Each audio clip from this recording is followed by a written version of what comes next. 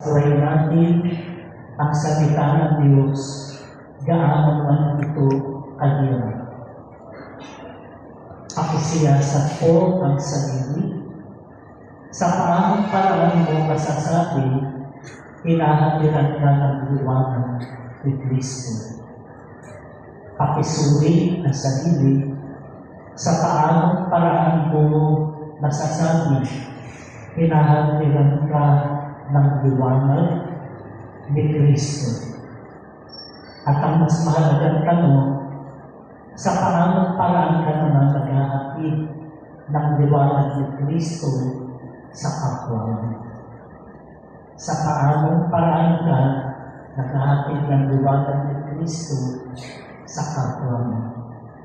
Sinasabi ang dalawang bagay na ito. Sa paano ang hinahatiran ng liwanag ni Kristo at sa paanong paraan ka naman naghahatid liwanag ni Kristo sa iyong kapwa.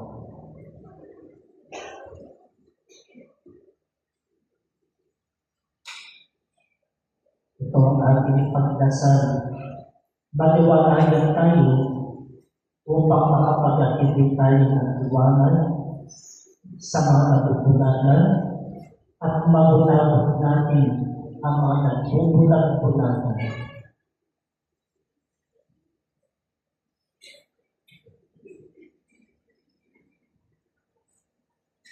Mari nagbalik ang pansin sa atin. Sa Ebanghelyo po ni San Juan ay mayroong mga tinatawag na representative figures. Ibig sabihin, ang mga taong ito ay mayroong inilalarawan. Kaya either buong kapanatan siya ang teka. Halimbawa, sa Samaritan Woman o si San Juan Bautista o ang ina ng Panginoon.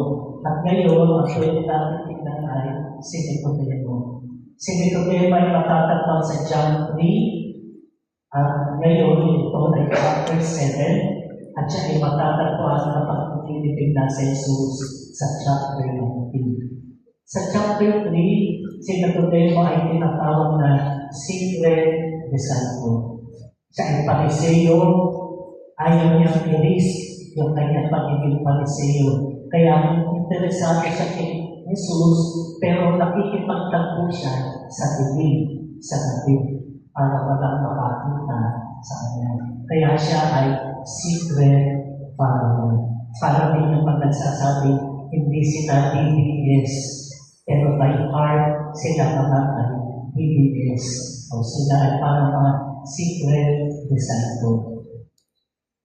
So, ito si Nicodemo, ang pag-uusapan nila sa chapter 3 ay pagkapanganak mo.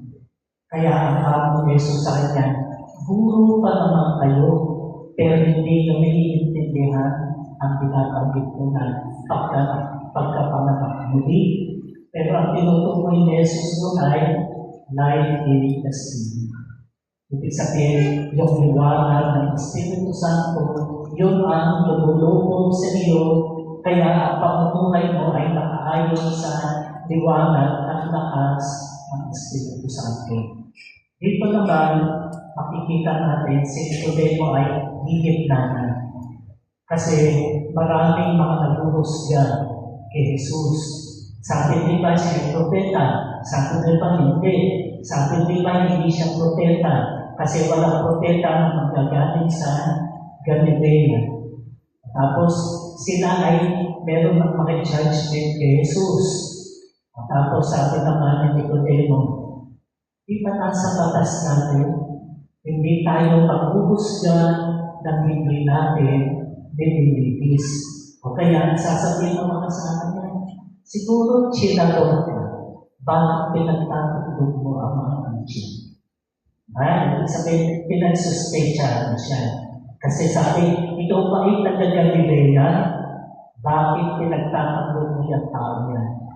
Ang susunod na pagbitaw ni Nicodemo, matalaman mo siya ay mayaman, at siya ay Pariseo, kapag si Jesus ay napatay na, at pinipili. Ang may-ari ng niya, si Jose ng Arimathea. Kapag dadala ng pabango na libra-libra ay si Nicodemo. Na dito makikita natin silang dalawa ang humingi sa pagkain ni Jesus. Na makikita mo si Nicodemo ay out na. Aminado na siya ay tagasunod ni Jesus. At yan ay magandang paalala rin sa ating paglalakbay. Kung tayo ay papagod ni Jesus, dapat na tayo kapapaglaban, katotohanan, katarungan, ginhawa para sa lahat. Pero minsan, pag ikaw ay nakaposisyon, hindi ka makapagsalita ng diretsyo, patagutan. Kasi baka mapagkama ka na ikaw ay kung sa isang kupunan. Kaya, ganoon din tayo. May mga pagkakataon na hindi natin maipahayag ang ating pagpapalataya ni Kristo kasi natatakal tayo baka matanggalan tayo ng trabaho. Kaya nga siguro sa pari, natatakot baka mabawasan ang koneksyon kapag nagyatin ang mga tao. O kaya patigasan na ganyan. Mag-ibigan si Jesus o ang koneksyon. Tapos, may pagkakataon naman, gitnahit natin tayo. Ibig sabihin na natin ay katotohanan. O kaya nga, makikita mo dito, hindi pa ng issue kung ikaw ay mga DDS.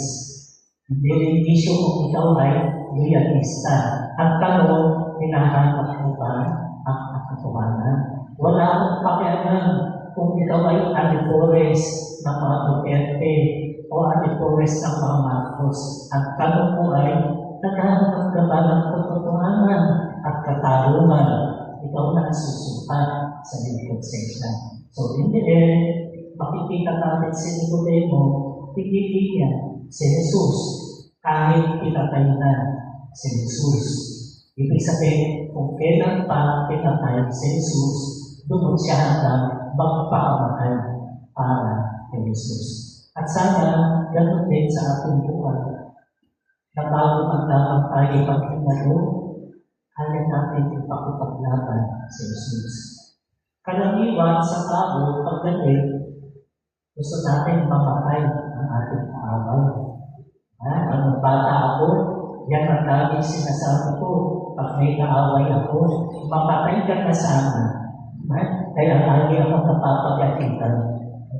Tapos lagi nilalait-lait ko yung kaaway ko, sinungaling, magnanakaw, mamamatay daw. Kasi sa aking paniniwala, ang sinungaling, magnanakaw, mamamatay daw, pahuhulog sa impyerno. O kaya yun ang sabi ko, mga sinungaling, magnanakaw, mamamatay daw, mahulog ka sa impyerno, mamatay ka na sana.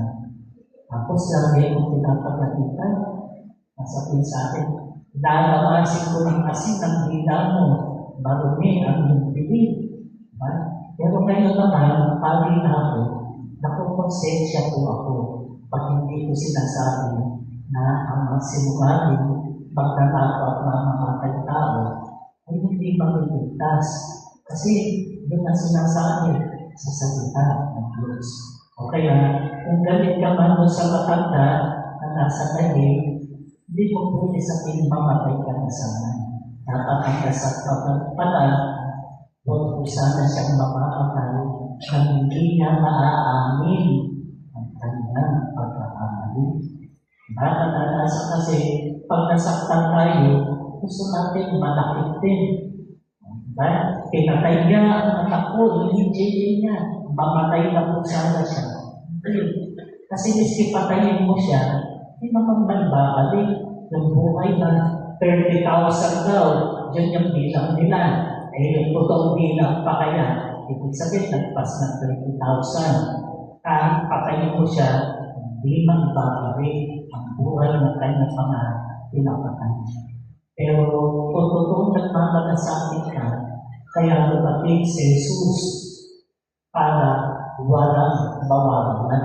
Sa mga tuwing, kahit na ganito mo, dapat ang dasal mo, sana maligtas siya. Kaya ang minsan, pag may magkaaway na mag-asawa, at ang mo sa asawa mo, bagay bayaan mo siya mahulog sa impyerno. Sabi ko, hindi mo ba alam na ang pangako sa kasal ay sa hirap at ginhawa? Paano pag napatay ka at sinabi sa iyo, sundan mo ang asawa mo doon sa impyerno, hindi natakot ka na. Diba? So, tungkulin mo na maligtas ang asawa mo. Huwag ng impyerno para hindi kayo magsama sa impyerno. Tumangin po tayo ngayon. Si Maria, ang ating nanay, tagapagdasal, at siya rin ang ating tuwaran. Kung ano si Maria, sikapin natin, matularan ang kanyang pananampalataya.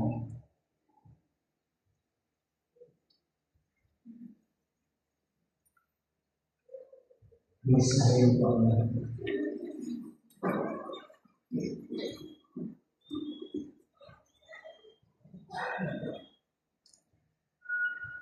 Habang inaalala natin ang hindi pagtanggap sa